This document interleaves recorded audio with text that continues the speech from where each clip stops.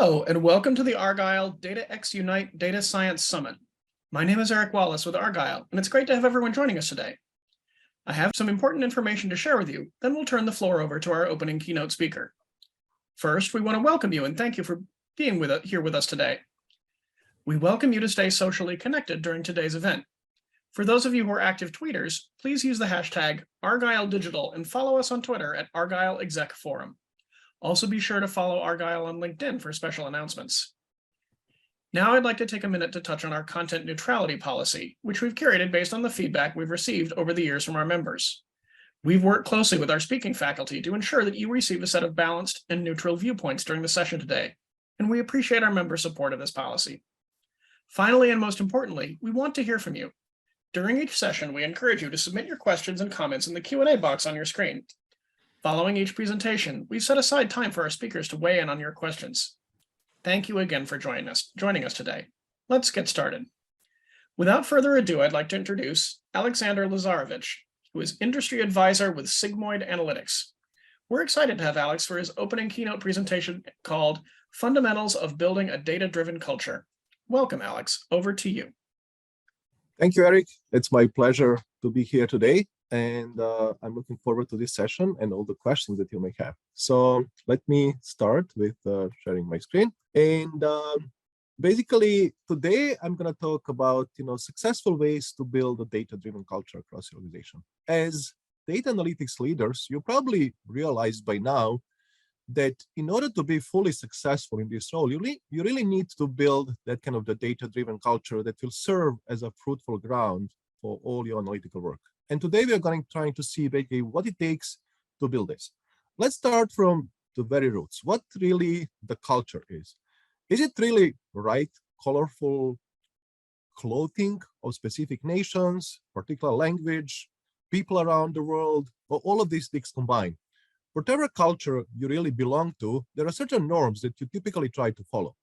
And culture basically includes things that are invisible to the naked eye at first, but at a high level, these are at least the values and beliefs that people hold and how these beliefs are manifested in their behavior and the pattern of activity.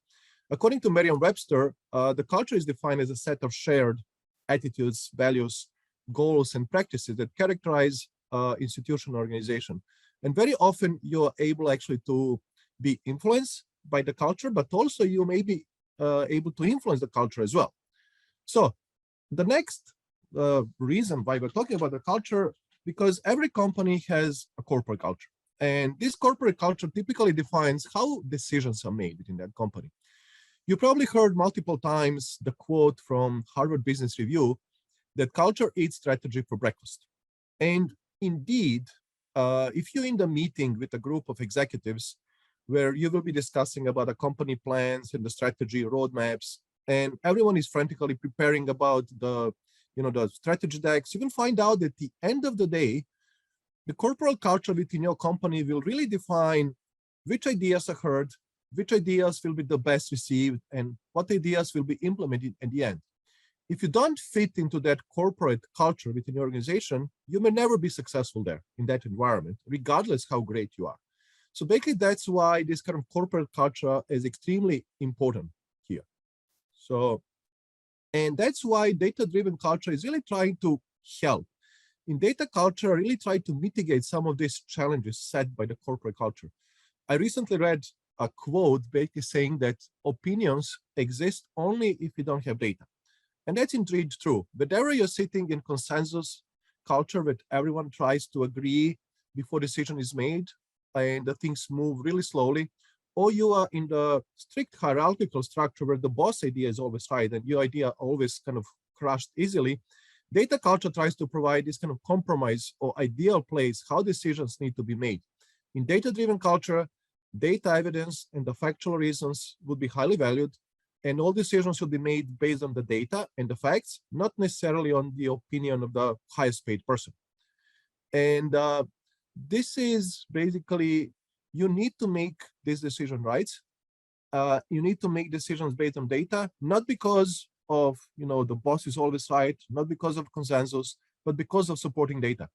Depending on what organization you're working in, the process of creating this culture may be extremely challenging.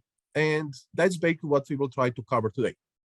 So I think at the beginning of my presentation, there was a poll that was pulled there. And in that poll, actually, there was a question: how many data analytics projects really fail? There are three answers: less than 50%, 50 to 80%, and more than 80%. So I would like to try to see the results of the poll right now. Let me just pull this for myself. And okay, I don't think I'm able to see the results, but regardless of that, for those people who answer more than 80%, you're absolutely right. It's a staggering 80% of the data analytics project that failed today. This is the most recent survey done by McKinsey. And one of the reasons why these projects really fail is data-driven culture. According to this Gartner Chief Data Officer study, basically 36% of people said that the main reason for data analytics project to fail is actually data-driven culture.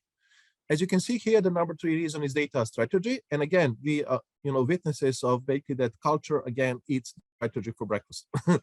And let's see basically how we can try to actually see what are the main reasons behind this data-driven culture. In every data-driven culture, we typically start with people. And let's see what are the main kind of groups of people that are main barriers to the data-driven culture. So the first group, dogmatic and arrogant statisticians. Typically believe that only PhD statisticians are smart enough to build predictive models. They love to manually build logistic regression models. They believe they have superpower to interpret all the models, regardless how many thousands of variables we have. And all other models are black boxes to him.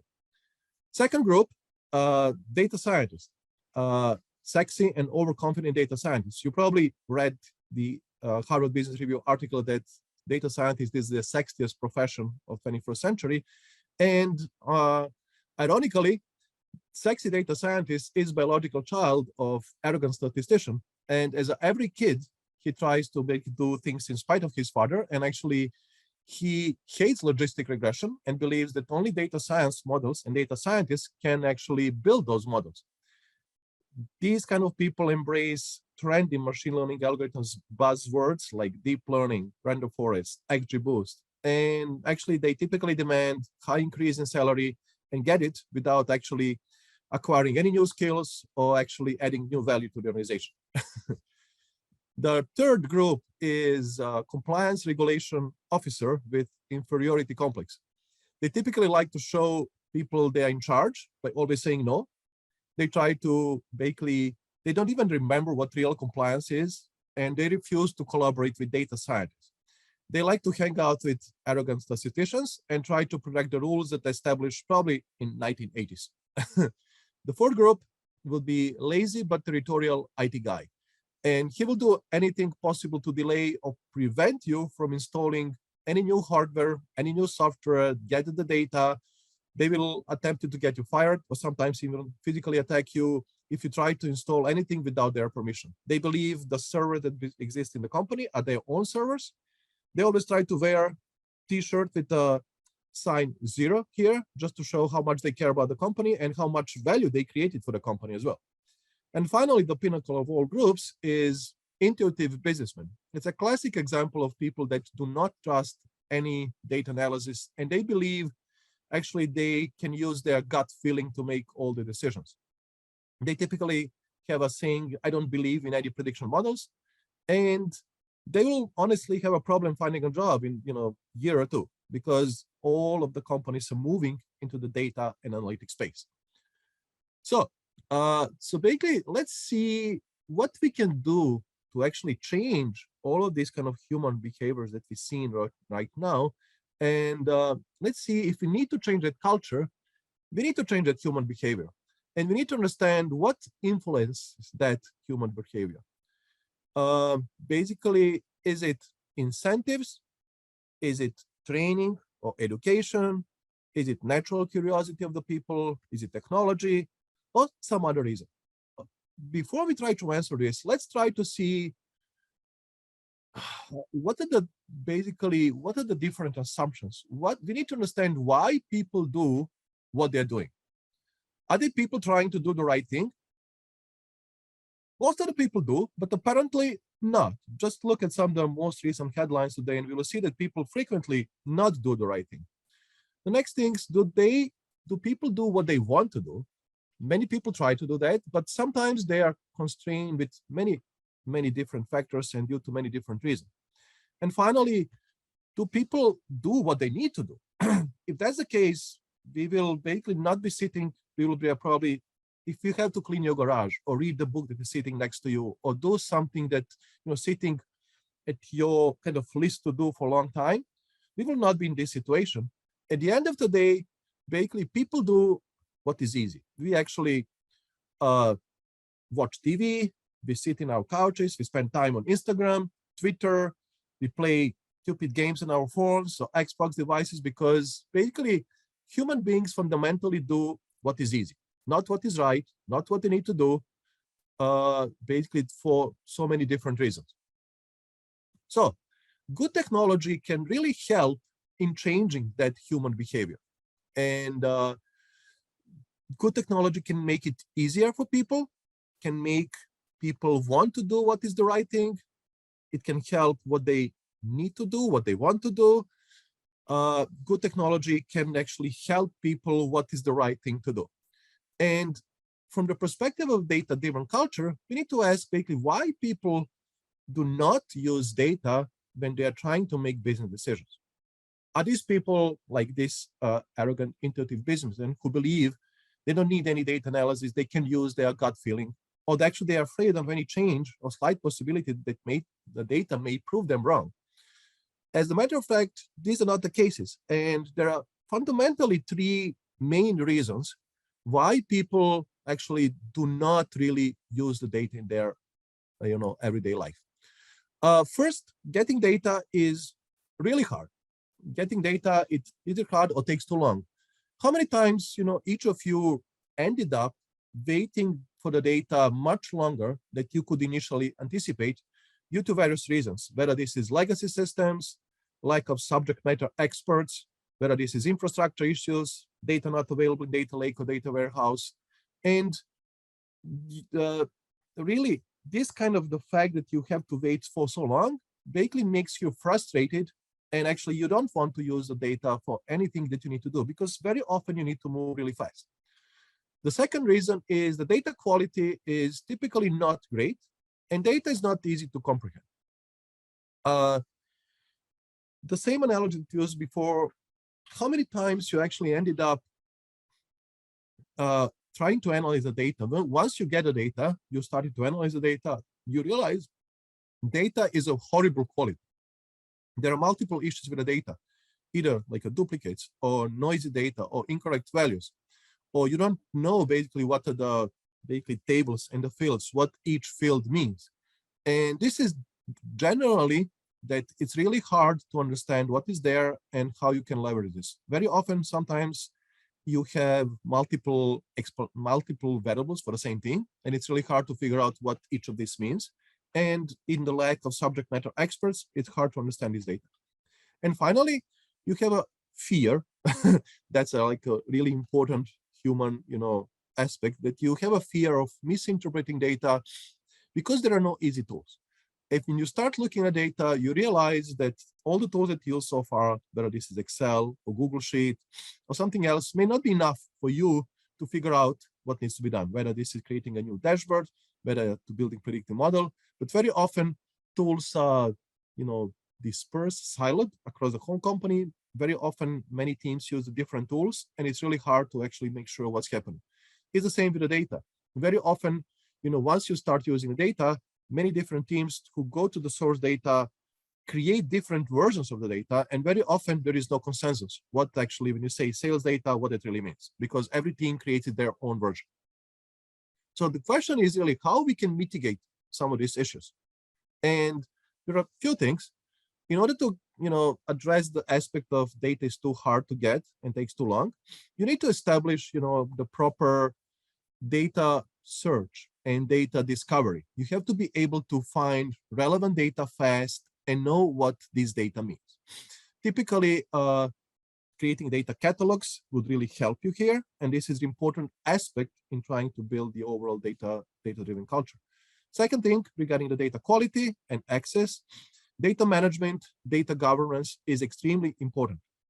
As you know, on our dollar bill, we say in God we trust.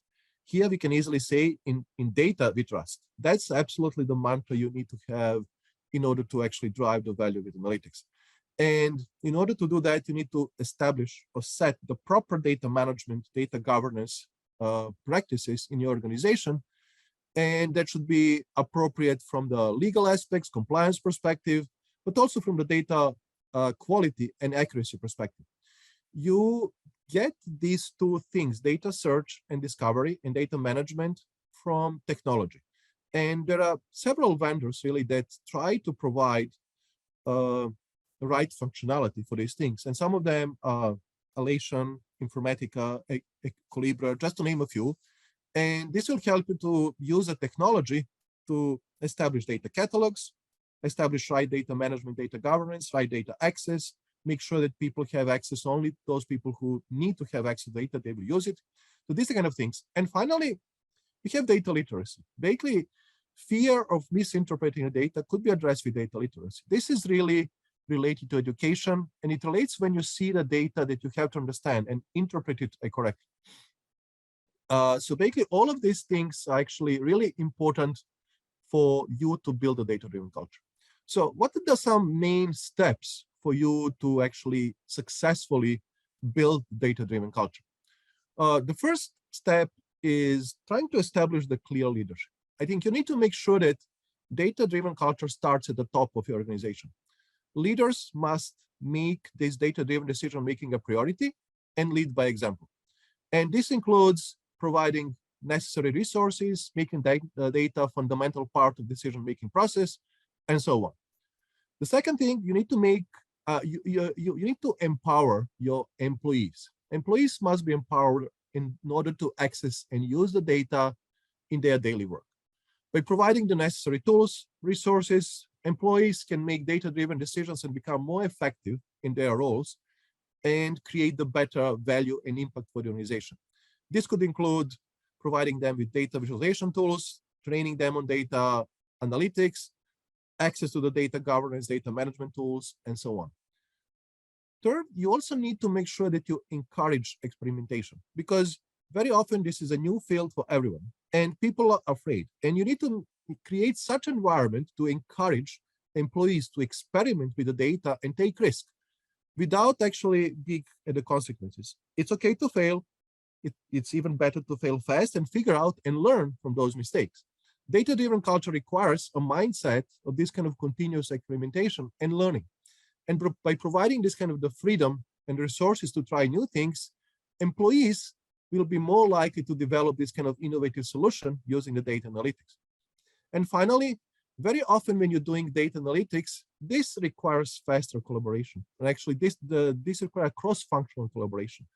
Building that data-driven culture is basically a team sport. It's not only your analytics organization. It requires basically collaboration across the whole company and building that kind of engagement and trust with your business stakeholders, business partners. This is really a fundamental piece that you need to really excel in order to make sure that your actually analytics organization succeed.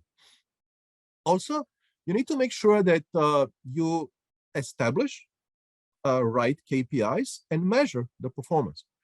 By establishing these KPIs, you will be able to actually measure the effectiveness of data-driven culture. This is actually easier said than done. It's really hard to actually measure the value of data by itself, because that's one of the reasons why many chief data officers actually fail in their job, because they're trying to measure the value of data. Instead, you are really trying to measure the value or impact of analytics use cases that are coming by using this data that you actually enable and actually give the access to the organization. That's probably the better way to try to address this.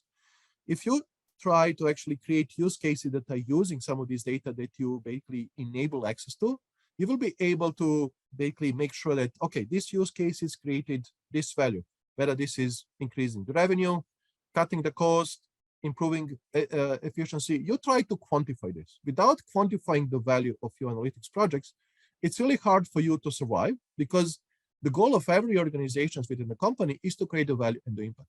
And trying to establish and measure and track these KPIs is really fundamental.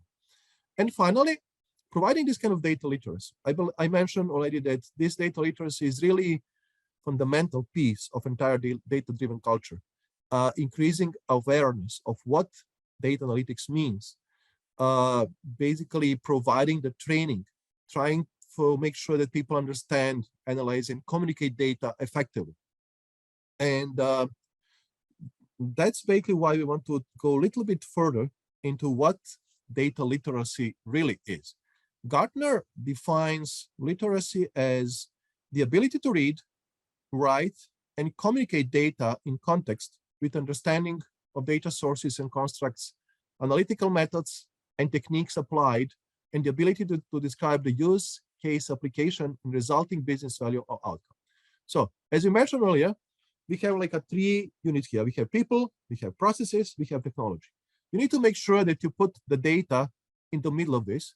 In other words, you're basically trying to say, do you speak data? Are your people able actually to not only get access to the data and analyze the data, but are they able to provide not necessarily just the reports and the dashboards, but are they able to tell the story with the data? Because that's the most efficient way actually to work with the data and create the value with data analytics. So let's see what it takes actually to create the data literate organization. As I mentioned earlier, you always start at the top. You drive organizational awareness. You have to create a corporate-wide program. You need to nominate executive sponsor, someone who will be responsible for this. If you assume that one of your people will drive this, that's not going to work, because this will require a full-time job. It will require to organize this training. It will require actually to do a lot of things. Second, that person needs to establish enterprise-wide vision for data literacy, which would include the proper training, education, make sure that people are actually upskilled for different needs for the organization.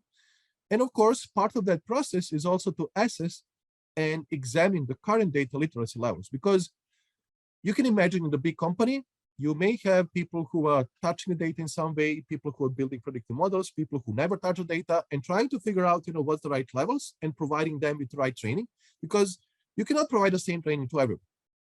You need to make sure that right after this assessment, you provide the right training to the people and make sure that you drive this kind of the data-driven culture. And finally, you need to define that curriculum that, again, I mentioned, depend on the person and depend what kind of needs they have it in the business, but also what are the gaps they have. And finally, you definitely need to launch and execute that data literacy program.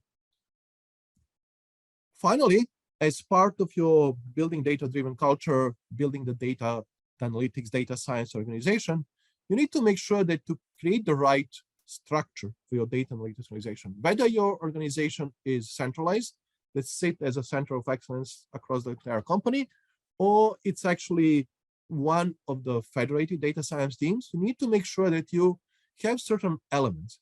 In addition to data analytics teams here on the technical team, and technical team typically involves not only the data science, but includes data engineering team. It includes, people who are responsible for building reports and dashboards, like a BI team. And finally, you also need a team to deploy some of these analytical solutions, so MLOps or DevOps team. These are all parts of your technical teams that you need to really have as a part of your analytics organization. One important aspect that you really need to have is product management team.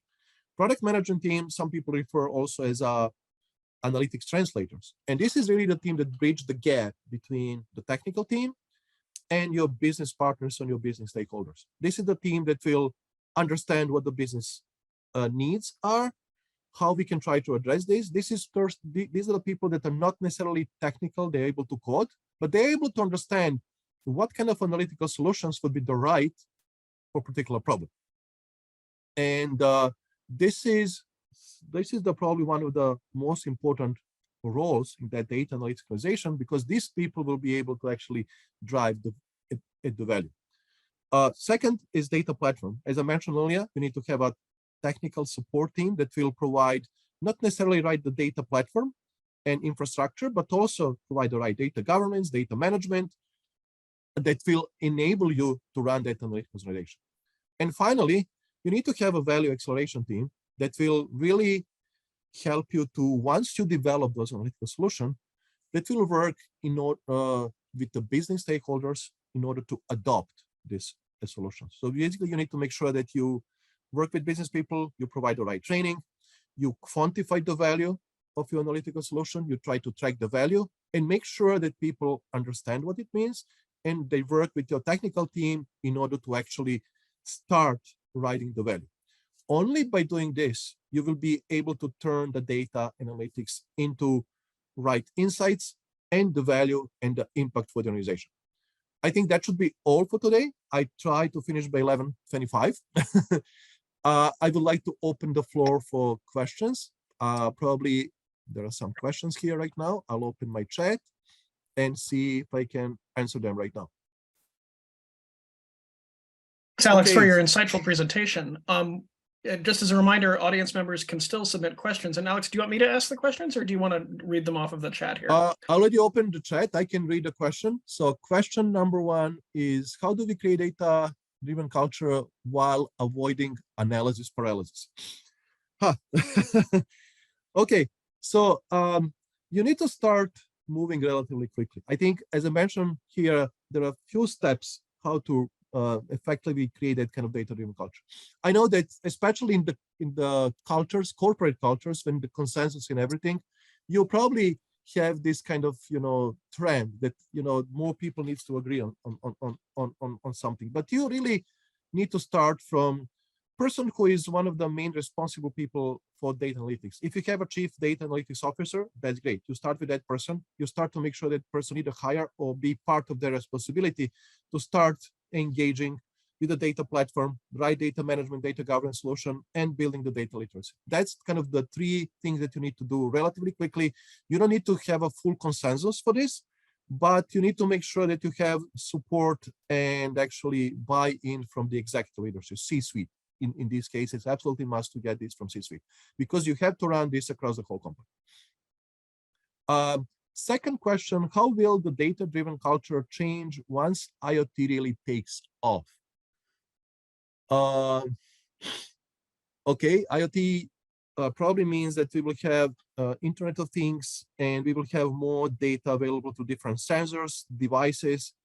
I think right now, when you say, I believe when you say IoT, you mean also accompanying applications from this IoT. And actually, most of this data would be available through these apps. And many of people would be actually familiar or actually more prone to actually use some of this data. I believe this would address one aspect. But if you want to really run the value or impact in your organization with the data, you really need to be able to combine some of these different IoT data that are coming from different devices. And in this particular case, access to this data may only help partially the aspects. I'm not sure if I completely understood that, but I believe that's what the question is. If not the case, please write in the chat and I'll be able to elaborate more. Question 3, how does one improve data literacy? And I believe I try to address this through some of the aspects there. Basically, I try to provide really 5 steps how you try to improve the data literacy. You start with naming the right executive sponsor. You try to basically assess the skills from your workforce and try to create the program that will address not all of them, but individually. You provide personalized training for each of people, depending on their skills and depending on their needs as well. I think that's the right way to actually improve the data literacy across the organization, and make sure that data literacy is accessible not only to technical people, but to business people as well. I think that's the key, because very often that kind of the gap between the technical people and the business people is the key for many analytics projects to fail. in operations, what KPIs are the most referenced when analyzing the data? I think at the end of the day, the value, ROI, what's the impact you create? This is the most important thing. If you're able to show the impact and ROI for your projects, I think you will be okay. And that's why I was telling earlier that you need to establish the connection between the data that you're creating and the value. And this is most typically or most effectively done through analytics use cases, because the value of the data just by itself, it's hard to quantify. That's why you have to generate the use cases on top of the data that you're trying to build into your organization. So let me see if there are more questions here. Question number 5. Do you have recommendations for providing data access, data literacy to senior leaders who are already busy with managing operations and strategy? Hire right people. You need to have someone responsible, accountable for data access, data catalogs, data management, data governance. These are kind of things that one person should be accountable for. This is something that you probably cannot add to your list of things because it's extreme amount of work. Second thing, you need to probably have someone to be accountable for data literacy. As I mentioned in my slide earlier, you need to have executive sponsor for that, but someone who will write this, whether this is like a full-time person focusing on this or someone who will dedicate significant portion of their time. It's up to you for decide. But building that kind of data-driven culture, reducing the gap between technical teams and the business team is the key for you to succeed. Okay, I believe I'm 2 minutes late. If you have any other questions, please do not hesitate to reach out to me. You have my email address here. And I'll stop sharing right now. I wish everyone else a nice afternoon.